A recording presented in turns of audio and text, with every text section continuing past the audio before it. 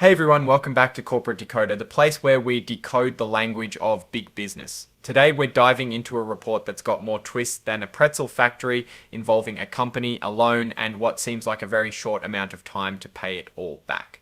We are looking at a report dated February 19th, 2025 from ENGlobal Corporation. It's a type of report called an 8K, which companies file to announce major events to investors. The main event here is that ENGlobal entered into a loan and security agreement on February 19th, 2025. Basically, they took out a loan.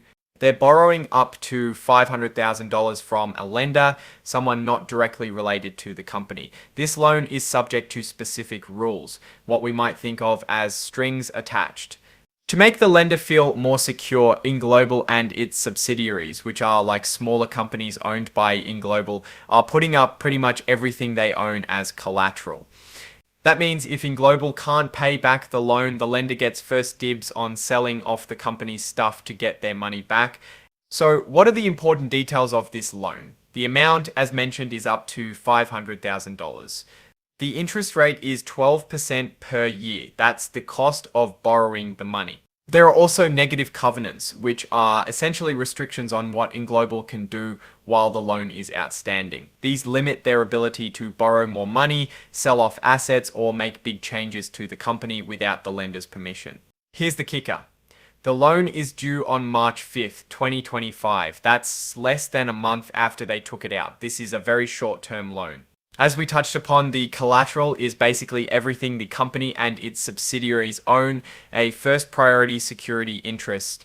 And to add another layer, the subsidiaries are guaranteeing the loan. This means if ENGlobal can't pay, the lender can go after the subsidiaries for the money. This section just refers back to the information in the previous section, confirming that ENGlobal has taken on a direct financial obligation, meaning debt. So what does all of this mean? ENGlobal has taken out a short-term high-interest loan secured by pretty much all of its assets. This suggests the company needed cash quickly. This could be due to a temporary cash crunch, maybe they're waiting on payments from customers, or it could indicate deeper financial problems. The fact that the loan is so short-term raises questions about how they plan to repay it. Will they generate enough revenue in the next few weeks? Do they have another source of funding lined up? Or are they hoping to refinance the loan, meaning taking out another loan to pay off this one?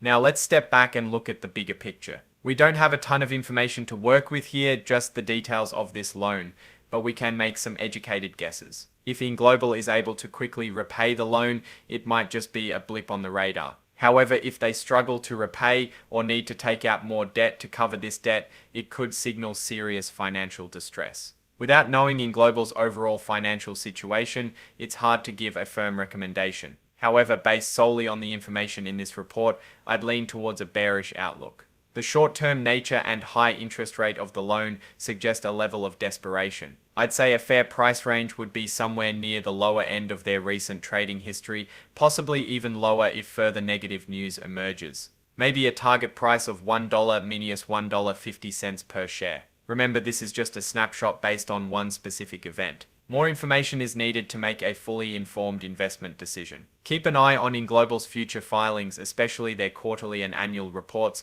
to see how they're managing their debt and generating revenue. That's it for this episode of Corporate Decoder. Thanks for watching. If you found this breakdown helpful, please subscribe for more financial analysis and simple explanations.